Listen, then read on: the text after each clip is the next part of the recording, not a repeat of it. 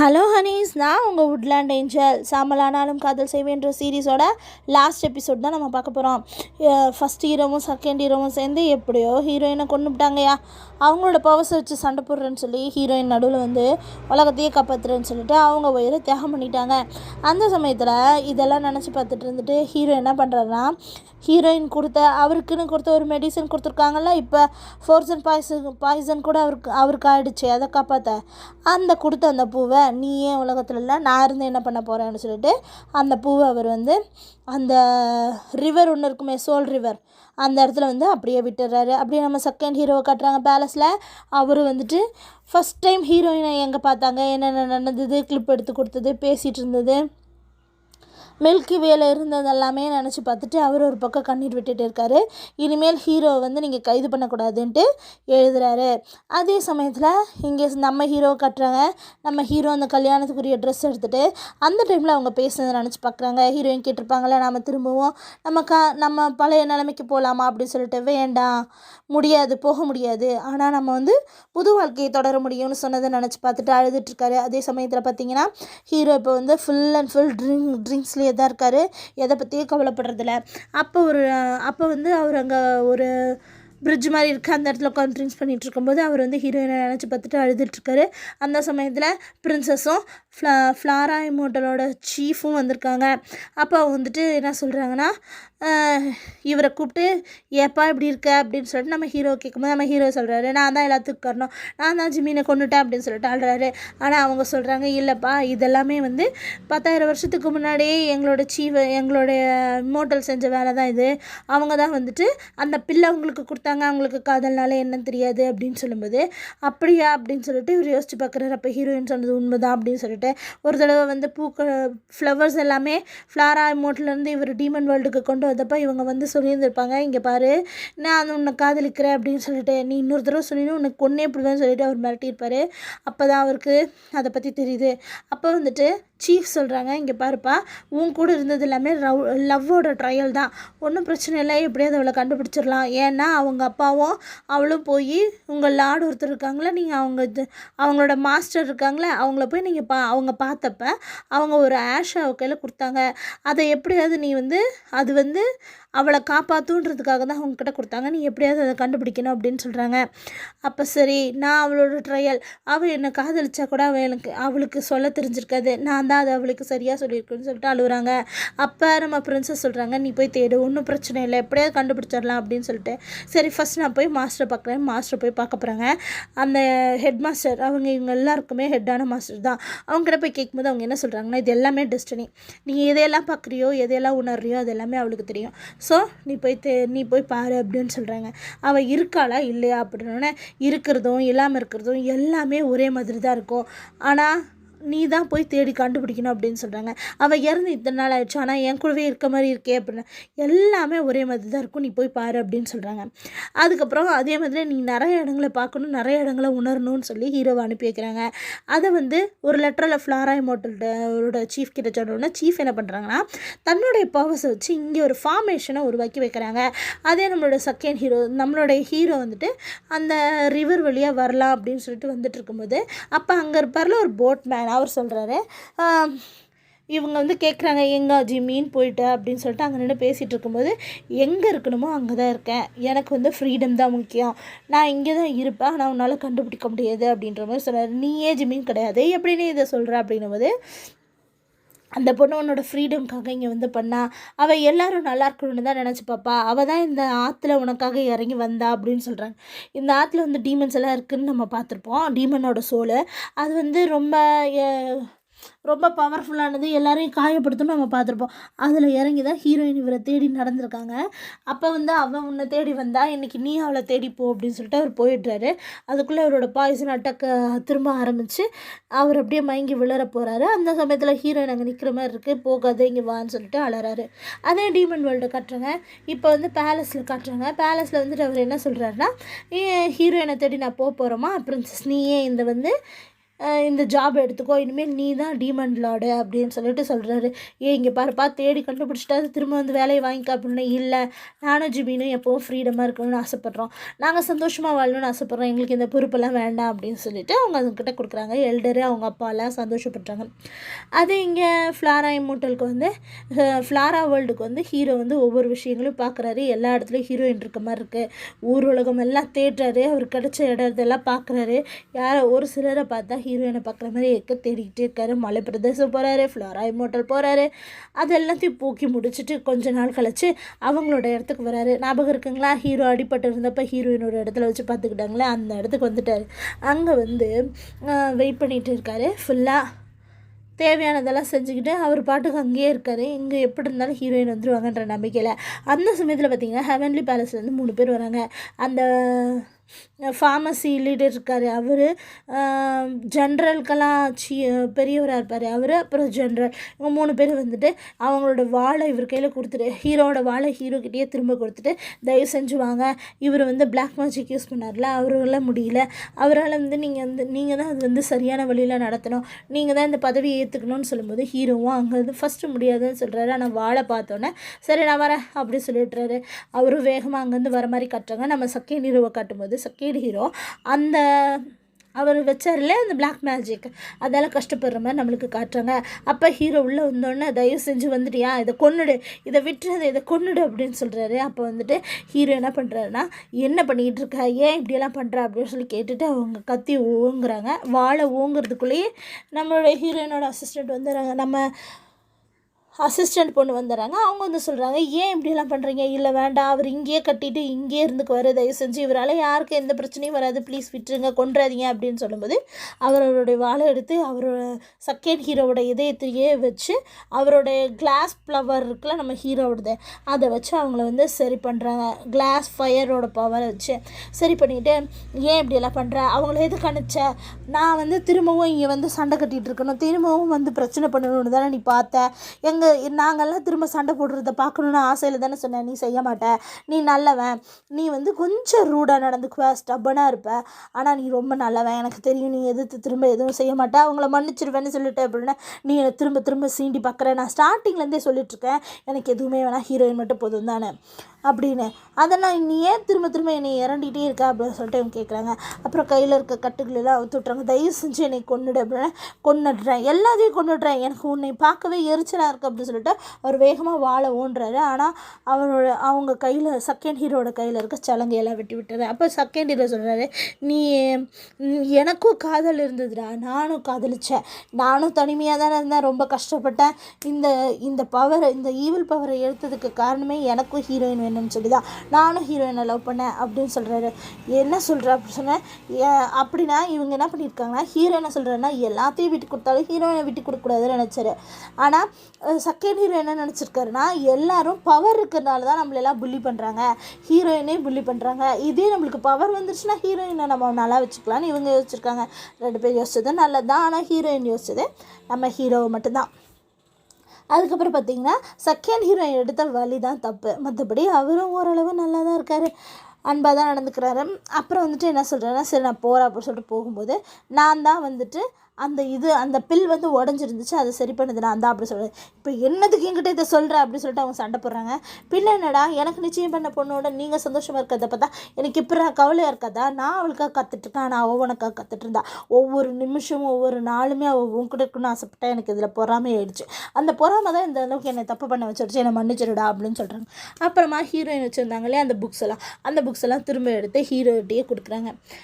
ஹீரோவை பற்றின புக்கெல்லாம் இவர் டீமன் வேர்ல்டில் இருக்கும்போது அவங்க வரைஞ்சி வச்சது, எழுதி வச்சது, அந்த மாதிரியெல்லாம் அவங்க உட்காந்து பார்த்துட்டு இருந்தாங்கள்ல, அந்த வரைஞ்சதெல்லாம் அந்த மாதிரி அவங்க வச்சு படிச்சுட்ருப்பாங்களே, அதை வச்சுட்டு இவங்கக்கிட்ட கொடுக்குறாங்க. இது உனக்காக வச்சுருக்கா, திறந்து பாருன்னு சொல்லிட்டு. ஆனால் அதை வாங்கிட்டு இருக்கும்போது திடீர்னு ஒரு கையெல்லாம் வரைச்சிருது. அவருக்கு திரும்ப அந்த பாய்சன் வந்து வேலையை கட்டுது. அதை பார்த்தோன்னே செகண்ட் ஹீரோ டே என்னன்னாச்சு உனக்கு அப்படின்னா, அவள் எனக்கு கொடுத்தது இத்தனை, நான் உனக்கு பனிஷ்மெண்ட் கொடுக்குறேன் வாங்கிக்கோ, நான் வந்து அவள் இல்லாத வாழ்க்கையில் நான் எப்படி வாழ முடியும், அதனால் நானும் அந்த பூவை எடுத்துக்கலை, அதனால் நான் இப்போ இறந்து போக போகிறேன், நீ மட்டும் சந்தோஷமாக கடைசி வரைக்கும் வாழு தனியாக அப்படின்னு சொல்லிடுறாரு. இங்கே காட்டுறாங்க, இங்கே அவரோட வீட்டுக்கு வந்துடுறாரு. மோட்டல் வேர்ல்டில் அவரோட வீடு இருக்குல்ல, அந்த வீட்டுக்கு வந்துடுறாரு நம்ம ஹீரோ. ஆனால் அந்த பாக்ஸை திறக்கிறதுக்கு அவருக்கு பயமாக இருக்குது. என்ன இருக்கும் ஏது இருக்குன்னு தெரியாமல் அவர் பயப்படுறாரு. அதனால் அவர் வந்துட்டு அங்கேருந்து போயிட்டுறாரு. அந்த பாக்ஸை மூடி வச்சுட்றாரு. அங்கே ஒரு பூச்செடி மரம் இருக்குது. அந்த மரத்துக்கிட்ட வந்து நின்றுட்டு எங்கே ஹீரோயின் போயிட்டா அப்படின்னு சொல்லிட்டு அழுறாரு. அவருக்கு ஞாபகம் வருது இவங்க 2 பேர் சந்தோஷமாக இருந்த நாட்கள் எல்லாம். அதை பார்த்துட்டு இப்படியே போய்கிட்டு இருக்கு. ரொம்ப நாள் போயிடுது. ஒரு நாள் வந்துட்டு நம்மளுடைய செகண்ட் ஹீரோ வராரு. வந்துட்டு ஏப்பா இங்கே பூவெல்லாம் அழகாக பூத்துருக்குப்பா அப்படின்றாரு. அங்கே இருக்க பூவை விடவாடா, இதெல்லாம் காட்டுப்பூ அப்படின்னா, அங்கெல்லாம் பூ பூக்கிறதே நின்றுச்சுடா ஹீரோயின் இருந்ததுக்கப்புறம். 3 வருஷம் ஆயிடுச்சு. அந்த பாக்ஸை திறந்து பார்த்தியா, அவள் இன்னும் வரலையா அப்படின்னு சொல்கிறாங்க. இல்லைடா, அவள் இங்கே இன்னும் வரமாட்டான்னு நினைக்கிறேன் அப்படின்ற மாதிரி பேசிகிட்டு இருக்காங்க. அப்போ ஹீரோயின் செஞ்சு வச்ச ஒயின்லேயே இதாண்டா லாஸ்ட் பாட்டில் அப்படி சொல்லிட்டு 2 பேரும் அந்த பாட்டில் எடுக்க வராங்க. அப்போ ஹீரோ வந்து கையை எடுத்துக்கிறாரு. அப்போ செகண்ட் ஹீரோ அந்த பாட்டில் எடுத்து அவருக்கு ஹீரோக்கு ஊற்றி விட்டுட்டு, குடிடா சந்தோஷமாக குடி, இதுதான் கடைசி பாட்டில், நீயும் காத்துட்ருக்க, இதேமாதிரி நம்ம 2 பேரும் காத்துட்டு இருக்கோம், பார்க்கலாம் அப்படின்னு சொல்கிறாங்க. அப்புறமா ஹீரோ சொல்கிறாரு, சரி இருந்தால் நீயும் குடி அப்படின்னு சொல்கிறேன். இல்லைடா எனக்கு வேண்டாம் அப்படின்னு சொல்கிறேன், நான் குடிக்கிறதையும் நிறுத்திட்டேன் அப்படின்னு. அதே குடிக்கிறதையும் நிறுத்திட்டேன், நிறைய விஷயங்களையும் நிறுத்திட்டேன் அப்படின்னு சொல்லிட்டு அவர் அங்கேருந்து போகும்போது அண்ணா அப்படின்னு சொல்லி கூப்பிட்றாரு. செகண்ட் ஹீரோவுக்கு அப்படியே ஆனந்த கண்ணீராக வருது. சரி இதுக்கப்புறமா அது பார்க்காம இருக்கக்கூடாது அப்படின்னு சொல்லிட்டு ஹீரோயினுக்கு ஒருத்த பாக்ஸை ஓப்பன் பண்ணி பார்த்தா அவங்க மோட்டல் வேர்ல்ட்லேயும் சரி, நம்மளுடைய டீமன் வேர்ல்ட்லேயும் சரி, அதுக்கப்புறம் நம்மளோட ஒரிஜினல் லைஃப்லேயும் சரி, அவங்க என்னென்ன செஞ்சாங்களோ, குத்துனது, இவங்க 2 பேர் கீஸ் பண்ணது, சந்தோஷமாக வாழ்ந்தது எல்லாத்தையும் அவங்க அதில் வரைஞ்சி வச்சுருக்காங்க. அப்படி அதை பார்க்கும்போது இவரோட கண்ணீர்லேருந்து ஒரு துளி கீழே விழுகுது. அது அப்படியே ஜொலிக்குது நம்மளுக்கு காட்டுறாங்க. அந்த சமயம் அந்த துளியிலேருந்து நம்ம ஹீரோயின் வராங்க. அந்த துளியிலேருந்து ஹீரோயின் வந்துட்டு ஹீரோ கிட்ட பேசுகிறாங்க. ஹீரோயின் வந்து ஹீரோ கூப்பிட்ற மாதிரி இருக்கு. அவனே அவர் திரும்பி பார்த்தா ஹீரோயின் உட்காந்துருக்காங்க. அவங்க கட்டி பிடிச்சிட்டு இனிமேல் நான் போக மாட்டேன் அப்படின்னு சொல்லி அழுகுறாங்க. நீ என்னை விட்டு போயிடாதேன்னு அழுதுகிட்டு இருக்காரு. நான் எப்படியெல்லாம் உன்னை தேட்டு தெரியுமா, நான் தான் தப்பு பண்ணிட்டேன், என்னை விட்டுட்டு போயிடாது அப்படின்னு அழும்போது நம்மளுடைய மோட்டல் வேர்ல்ட்லேயும் இவங்க இந்த சிம்டம்ஸை தெரிஞ்சுக்கிறாங்க. அதனால அவங்க எல்லாத்தையும் ஃப்ரீஸ் பண்ணி வைக்கிறாங்க. அந்த சமயத்தில் ஹீரோயின் பேசிக்கிறாங்க. ஆனால் அதே வந்துட்டு கொஞ்ச நேரத்துலேயே அப்படியே அவங்க மறைஞ்சு போய்ட்டுறாங்க. அப்போ அவங்க சொல்கிறாங்க, கடைசி வரைக்கும் நம்ம ஒன்றும் சேரக்கூடாதுன்றதுக்காக தான் இப்படி நடந்திருக்குன்னு நினைக்கிறேன், நான் போக வேண்டிய நேரம் வந்துருச்சு, இந்த மறந்துடு அப்படின்னு சொல்லிட்டு அவங்க போகிறாங்க. அவங்களோட ட்ரூ ஃபார்மே மேலே போகிற மாதிரி நம்மளுக்கு காட்டுறாங்க. அப்போ வந்துட்டு ஃப்ளாரா வேர்ல்டுக்கு வந்து சீஃப் கிட்ட சொல்கிறான், நம்ம ஹீரோயின் சொல்கிறாரு, ஆனால் ஏங்க 3 வருஷமாக ஹீரோயின் என் கூட இருந்திருக்கா, என்னோட கண்ணில் தான் அவள் இருந்திருக்கா, ஆனால் இத்தனை நாளாக எனக்கு தெரியல, நான் பார்த்ததையெல்லாம் கேட்டேன்னு சொல்கிறா, பார்த்தேன்னு சொல்கிறா, நான் இருந்த இடத்துலலாம் அவளும் இருந்திருக்கா, எல்லாமே அவளுக்கு தெரிஞ்சிருக்கு, எனக்குமே அவள் பக்கத்தில் இருக்க மாதிரி தான் இருந்துச்சு, ஆனால் என் கண்ணிலே இருந்திருக்கா, நானும் காடு மேடு மலை பனி பிரதேசம் மலை பிரதேசம்னு எல்லா இடத்துலையும் தேடி பார்த்தேன், ஆனால் அவள் என் கூடவே இருந்திருக்கா அப்படின்னோடனே, ஆமாம் உங்களுடைய வலி இப்போ எப்படி இருக்குது அப்படின்னே, அந்த வலி போனதே எனக்கு தெரியலையே, இப்போல்லாம் எனக்கு வர்றதே இல்லையே அப்படின்னா, ஆமாம் அவளோட ட்ரூ ஃபார்ம் வந்துட்டு ஃபோர்சன் இல்லையா, அதனால் அவள் உங்களுக்குள்ளேயே இருந்து உங்களுடைய வலியை வந்து வேதனையை வந்து அவள் அந்த பாய்சனை எடுத்துக்கிட்டு எப்போ நீங்கள் அழுவீங்கன்னு காத்திருந்திருக்கா, அவளோட ட்ரூ ஃபார்ம்லேருந்து அந்த ஹீட்டு வெளியே வரும்போது தண்ணியாக மாதிரி அவள் திரும்ப வெளியே வந்திருக்கா, அதைத்தான் நீங்கள் பார்த்துருக்கீங்க அப்படின்னு சீஃப் சொல்கிறாங்க. அவங்க வந்துட்டு திரும்பவும் அவள் என்னை விட்டுட்டு போயிட்டா, இனிமேல் சந்திக்கிறது ரொம்ப கஷ்டம், கடைசியில் நாங்கள் பிரிஞ்சு போகிறது தான் கடவுளுக்கு பிடிச்ச விஷயம் போல் அப்படின்னு சொல்லிட்டு இவர் அழுகும்போது அப்போ வந்து சீஃப் சொல்கிறாங்க, இல்லை இப்போ வந்து அவள் உனக்கு உடம்பு சரியாகணுன்றதுக்காக உனக்குள்ளே இருந்திருக்கா, இதனால எனக்கு என்ன தெரியுதுன்னா அவளையே சாக்ரிஃபைஸ் பண்ணுற அளவுக்கு உனக்கு காப்பாற்றிருக்கானா, நீயும் அவளை வந்து சாக்ரிஃபைஸ் பண்ணுற அளவுக்கு காப்பாற்றுற அப்படின்னா நீங்கள் திரும்பவும் சந்திப்பீங்கன்னு எனக்கு தோணுது அப்படின்னா, சரி நான் காத்திருப்பேன்னு சொல்கிறாரு. 500 வருடங்கள் கழிச்சு காட்டுறாங்க. ஒரு இடத்துல ஒரு கல்யாணம். அந்த கல்யாணத்தில் எல்லோரும் பேசிக்கிறாங்க. எல்லோரும் இம்மோட்டல் ஆகிறதுக்கு கல்டிவேஷன் பண்ணுவாங்கன்னா, இவன் என்னென்னா டீமன் ஆகிறதுக்கு கல்டிவேஷன் பண்ணுறேன்னு சொல்கிறா. அப்படிப்பட்ட பொண்ணு பாது, அவங்க அப்பா அம்மாலாம் ரொம்ப நல்லவங்கப்பா, ஆனால் இன்றைக்கி கல்யாணம் பிரைம் மினிஸ்டர் வீட்டில் தான், எப்படி போய் அந்த பொண்ணு அங்கே வாழுமோ தெரியல, இவ்வளோ பெரிய கல்யாணம் போகிறேன் அப்படின்னு சொல்கிறாங்க. நிறைய சொத்தெல்லாம் கொடுத்து அந்த பொண்ணு கல்யாணம் பண்ணியிருக்காங்க. ஊர்வலமாக எடுத்துகிட்டு வரும்போது காட்டு பிரதேசத்தில் திடீர்னு ஃபீனிக்ஸ் வந்து இறங்கிடுது. எல்லோரும் ஃபீனிக்ஸ்ன்னு சொல்லிட்டு இருக்கும்போது ஃபுல்லாக நெருப்பாக எரியுது. உடனே எல்லாம் பயந்துட்டு அந்த பொண்ணை கீழே வச்சுட்டு ஓடிடுறாங்க. நம்ம ஹீரோ ட்ரூ ஃபார்முக்கு வந்து அப்படியே இறங்கி வரும்போது உள்ள அந்த இதுக்கிட்ட வந்தோடனே அந்த அந்த ஒரு தூக்கிட்டு வருவாங்களா பல்லுக்கு, அதுக்கிட்ட வந்தோன்னே அது மேலே இருக்க துணி எடுத்தோன்னே கட்டுறாங்க. நம்ம ஹீரோயின் சிரிச்சிட்டே இருக்காங்க. பார்த்துட்டு எவ்வளோ இத்தனை நாள் ஆகிடுச்சே வா அப்படின்னு சொல்லி கூடும்போது, இத்தனை வருஷம் நீங்கள் என்ன பண்ணிகிட்டு இருந்தீங்க, நான்லாம் வர முடியாது, நான் பிஎம் வீட்டுக்கு போய்டும் அப்படின்னு, நான் வேணால் உனக்கு 6000 கல்டிவேஷன் தரட்டுமா அப்படின்னு உடனே அவங்க இறங்கி வந்துடுறாங்க. அவங்க 2 பேரும் சந்தோஷமாக ஹக் பண்ணிட்டு நின்று சிரிக்கிறாங்க. அதோடு அங்கே பிளாக் அண்ட் ஒயிட்டாக மாறிடுது. என்னடான்னு பார்த்தா அங்கே ஒரு குட்டி பையன் உட்காந்துருக்கான். இதுதான் எங்கள் அப்பா அம்மாவோட ஸ்டோரி. இந்த மாதிரி இவங்க 2 பேரும் சேர்ந்து அடுத்த வருஷமே நான் பிறந்துட்டேன். இப்போ எனக்கு 7 வயசு ஆயிடுச்சு. நான் இப்போ ஃபிஷ் பிடிக்க வந்திருக்கேன், அதாவது ஃபிஷ் ஒய்ஃப் பிடிக்கிறதுக்காக வந்திருக்கேன் அப்படின்னு சொல்கிறாங்க. மூசு மாதிரியே மாஸ்க் போட்டு அங்கே ஒரு பொண்ணு வருது. அந்த பொண்ணுக்கும் வயசு சின்ன பொண்ணு தான், ஆனால் அந்த பொண்ணு டீனேஜ் பொண்ணாட்டிருக்கு. ஐயோ உங்களை பார்த்தோன்னே பயந்துட்டேன்க்கா அப்படிங்கிறா. உடனே அதுக்கு அந்த பொண்ணு சொல்லுது, நான் ஒரு பையனை கனவுல பார்த்தேன்டா, அவனை எனக்கு பார்த்தோன்னே ரொம்ப பிடிச்சிச்சுடா, அதனால நான் அவன் எங்கே இருக்கான்னு தேடினேன். குள்ளன்னு சொல்லிட்டு ஒரு மவுண்டன் இருக்குடா, அந்த மவுண்டன் தான் வந்திருக்கான். ஆனால் எங்கள் அம்மா கிட்ட கேட்டதுக்கு எங்கள் அம்மா போவேணான்னு சொல்லிட்டாங்க. ஆனால் நான் அங்கே போகிறேன், எனக்கு ஏதாவது பிரச்சனை, நான் அங்கே இருக்கவங்களாம் கடவுளுக்கு அதாவது பீஸ்ட் எல்லாம் பிடிக்கிறவங்களாம், அதனால் எனக்கு பிடிச்சிருவாங்களாம். ஆனால் எனக்கு அங்கே போகணுன்னு ஆசையாக இருக்குது, அதனால நான் போகிறேன். எனக்கு எதாவது பிரச்சனைனா உங்கள் அப்பா என்னை காப்பாற்ற சொல்லு அப்படின்னு சொல்கிறாங்க. கண்டிப்பாக நான் சொல்கிறேன்க்கா அப்படின்னா அவளும் அங்கேருந்து போகிறான். இவங்க யார் தெரியுமா, டீமன் குயினோட பொண்ணு. அதான் டீமன் குயின் எங்கே இருக்காங்கன்னா, அவங்க 10,000 வருஷமாக இங்கே ஆட்சி செஞ்சுட்டு இருக்காங்க. நல்ல முறையில் அவங்க ரொம்ப சந்தோஷமாக இருக்காங்க அப்படின்னு சொல்கிறாங்க. உடனே நம்மளுக்கு பிரின்சஸை கட்டுறாங்க. இப்போ தான் அவங்க டீமன் லார்டாக இருக்காங்க. அவங்க என்ன பண்ணுறாங்கன்னா, அங்கே நின்று சொல்லிகிட்டு இருக்காங்க, 5000 வருஷமாக நம்ம போராடிட்டு இருக்கோம் ஃப்ரீடம்காக. நம்ம ஃப்ரீடமாக இருக்கணும், எல்லாரோடையும் கலந்து பழகணும், இதுக்காக நம்ம நல்லா போராடிட்டோம். நம்மளை கலந்து பழக விட்டாங்கன்னு சொல்லிட்டு நம்ம யாருக்கும் எந்த தப்பும் செய்யக்கூடாது, நம்ம சந்தோஷமாக வாழணும் அப்படின்னு சொல்லிட்டு பேசிகிட்டு இருக்காங்க. அந்த சமயத்தில் ஃப்ளாரா இம்மோர்டலில் அங்கே இருந்துருக்காங்க ஃப்ளாரா வேர்ல்டில் இருக்கவங்களாம் இங்கே ஒரு கிஃப்ட் கொண்டு வந்திருக்காங்க. வேறு யாரும் இல்லை, அது ஜிம்மினோட ஃப்ரெண்டு தான். அவங்க என்ன பண்ணுறாங்கன்னா, ஒரு ஃப்ளவர் எடுத்துகிட்டு வந்திருக்காங்க. இதை பார்த்தோன்னே என்னது இது அப்படிங்கிறாங்க. இது புதுசாக நாங்கள் உருவாக்கியிருக்க ஃப்ளவரு, இந்த ஃப்ளவருக்கு நீங்களே பேர் வைங்க அப்படின்னு இவங்க மோசு கூட இருந்ததை நினச்சி பார்க்குறாங்க. அவங்க சந்தோஷமாக இருந்த நாட்களை நினச்சி பார்த்துட்டு இந்த பூக்கு ஒரு பேர் வைக்கிறாங்க. அதே அதுக்கப்புறம் இந்த குட்டி தம்பி சொல்கிறான், இன்னொருத்தவங்க இருக்காங்க எங்களோட ஆன்ட்டி, அவங்க வேறு யாரும் இல்லை, நம்மளோட பேர்ட்ஸ் குயின் தான். அவங்க அவங்கள பற்றி எங்கள் அப்பா அம்மாலாம் யாருமே எதுவுமே சொல்லலை, ஆனால் என் கூட ஃப்ரெண்ட்ஸ் எல்லாம் சொன்னாங்க, அவங்க காதலிக்கிறேன்னு சொல்லி யாரையோ காதலிச்சு பைத்தியமாகவே வாங்கிட்டாங்களாம். நான் எங்கள் அப்பான்னு நினைக்கிறேன், அப்படி தான் எல்லாம் ஒரு சிலர்லாம் சொல்லிக்கிறாங்க. அவங்க அவங்களே சிரிச்சுக்குவாங்க, அவங்களே பேசிக்குவாங்க, எங்கள் வீட்டில் இருக்கவங்க யாரும் எதுவும் சொல்ல மாட்டாங்க அப்படின்னு சொல்கிறாங்க. நம்மளுக்கு செகண்ட் ஹீரோயினை காட்டுறாங்க. அவங்க அங்கேருந்து அப்படியே பைத்தியம் மாதிரி நடந்து பேசிக்கிட்டு அதுவே சிரிச்சுக்கிட்டு வராங்க. கீழே இருக்க கல்லை எடுத்து கடிச்சிக்கிட்டு அவங்க அந்த ட்ரூ லவ் கல் இருக்குல்ல, அது பொய்ன்னு சொல்லிட்டு கத்துறாங்க. அப்படியே அங்கே ஒரு டோர் இருக்குது, அது வழியாக அங்கே ஒரு குகை இருக்குது, அந்த குகைக்கு ஏறி போகிறாங்க. இதுதான் ஹெவன்லி பேலஸ்ன்னு சொல்லிட்டு, அந்த பேலஸ் தான் நம்மளுடைய வீடு அப்படின்னு சொல்லிட்டு அவங்க போய்கிட்டு இருக்கும்போது பார்த்தீங்கன்னா, உள்ளே போனால் ஒரே எலும்பு கூட இருக்குது. ஐயோ நான்லாம் இவங்களை கொல்லலை அப்படின்னு வெளியே ஓடி வந்தால் அங்கே வேறு யாரும் இல்லை, அந்த 2 பசங்க இருந்தாங்க இல்லையா, அவங்க 2 பேர் தான்.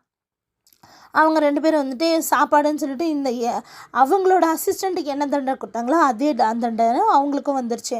அப்போ அந்த குட்டி பையன் நின்றுட்டு இருக்கும்போது பின்னாடி யாரோ வராங்க. யாருன்னு பார்த்தா நம்ம செகண்ட் ஹீரோ பார்த்தோன்னே, ஆமாம் இவர் தான் இம்மோர்டல், இவரை என்னென்னமோ யாரோ சொல்கிறாங்க, இவர் க்ரீன் கலரில் முடி வச்சுருப்பாரு, இவர் ஒரு ஃபிஷ்ஷு அப்படின்னு சொல்லிட்டு, ஆனால் இவர் தான் என்னோடய அங்கிள் அப்படி சொல்லிட்டு இவங்க 2 பேர் பேசிகிட்டு இருக்காங்க. என்னப்பா இங்கே பண்ணுற அப்படின்னு சொல்லிட்டு செகண்ட் ஹீரோ கேட்டுட்ருக்காரு. இதெல்லாம் பார்த்துட்டு ஹீரோயினும் அந்த பக்கம் வராங்க. உங்கள் அம்மா எங்கன்னு கேட்க கரெக்டாக அவங்க அம்மா வராங்க. அவங்க அம்மா யாரோ ஒரு இம்மோர்டலோட வாசனை வருதுன்னு நான் நினச்சேன், அது நீ தானா அப்படின்னு சொல்லிட்டு இவங்க கேட்குறாங்க. உடனே இவர் சந்தோஷமாக இருக்கியாம்மா அப்படின்னு அவங்க குட்டி பையனை பார்க்குறாங்க. ஆமாம் நீ சந்தோஷமாக தான் இருப்ப அப்படின்னு சொல்கிறாங்க. அதுக்கப்புறம் அவர் அங்கேருந்து சரி நான் இந்த பக்கம் ஒரு வேலையாக இருந்தேன், அதனால் நான் போயிட்டுறேன் அப்படின்னு. எங்கள் மோட்டல் வேர்ல்டுக்கு வேலையாக இருந்தீங்க அப்படின்னு சொல்லிட்டு ஹீரோயினும் கலாய்க்கிறாங்க. அவரும் சிரிச்சுட்டே போயிடுறாரு. போனோன்னு சரி வாப்பா போகலாம் அப்படின்னு சொல்லி கூப்பிடும்போது, ஐயோ நான் ஃபிஷ் ஒய்ஃபையே கூப்பிடலையே அப்படின்னு.